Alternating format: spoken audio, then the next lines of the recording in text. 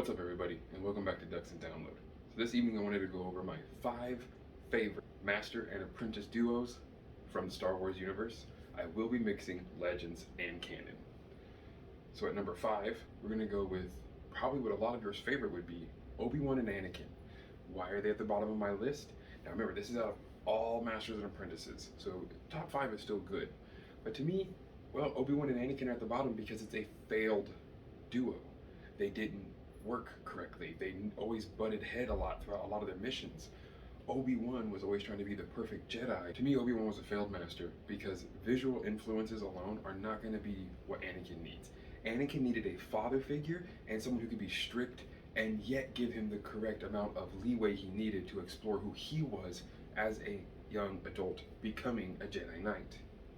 Number 4 is going to be Darth Bane and his apprentice Xana.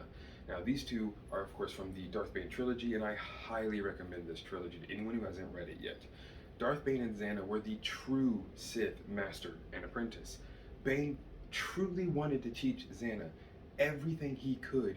As her power levels increased, he increased his teachings. He knew he had to pass on all of his knowledge to Xana, or the Sith would die and become weak and nothing like they were with the Brotherhood of Darkness. Now, of course, in the end, Bane does try to do essence transfer on Xana to take over because they both, being, of course, Sith, don't feel that the other one is telling them everything or giving them the correct amount of respect and tutelage. So Xana takes her own apprentice and trying to overthrow Bane and show him that he has not taught her all of his secrets, while Bane, in the same hints, is trying to teach her all of the secrets but doesn't think she's wanting to learn them. So miscommunication, a big key problem in a lot of the Sith culture and especially the Sith religion. Well, it led to them having a lot of infighting, so that's why they had to get to number 4, but it's still my top tier Sith Master and Apprentice. Number 3 is going to be Qui Gon Jinn and Obi-Wan Kenobi.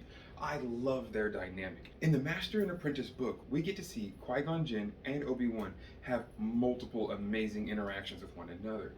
Qui Gon understanding that the Council is using Obi-Wan to teach him how to be a better Jedi, and on the reverse side, using Qui Gon Jinn to teach Obi-Wan how to think for himself and not just try to think of everything as a book or a test. The dynamic these two share, Obi-Wan being a poster boy Jedi and Qui-Gon being a poster boy Force follower, really makes the two of them have an amazing dynamic that I think a lot more of the Jedi Council could put into a Master and Apprentice tutelage. Number 2 has definitely got to be Canon Jarrus, or Caleb Dune, and Ezra Bridger. When you watch the Rebels series, these two really learn from each other, even more than Qui-Gon and Obi-Wan did. Ezra really teaches Kanan how to be a teacher and how to be an influencer, how to be someone who shapes those underneath him instead of just commanding the whole time. Then Kanan is trying his best to be a father figure and to really be more than just a friend and mentor to Ezra. And it all really comes to accumulation when he sacrifices himself and how it affects Ezra. Even though Ezra is sad, he continues to use the memories of Kanan to push himself to be a better Jedi. Even in death, Kanan taught Ezra a lot. But my number 1 Master and Apprentice has got to be Dooku and Qui Gon. The flashbacks we get from the Master and Apprentice book are amazing.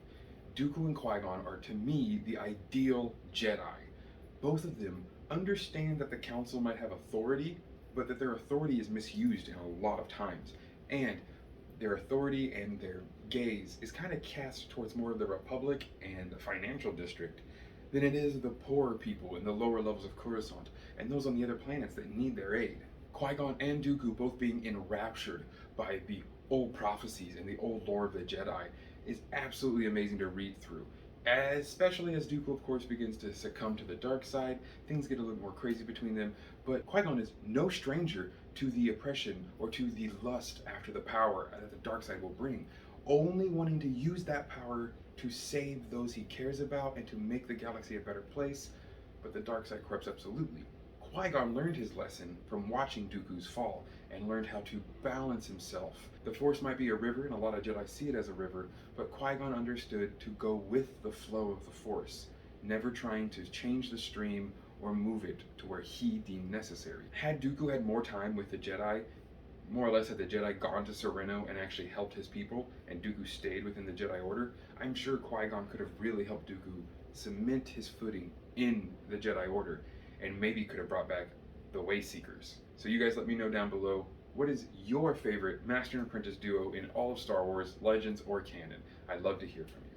Don't forget to like, share, and subscribe, and I look forward to your comments. So have an amazing rest of your day, and may the Force serve you well.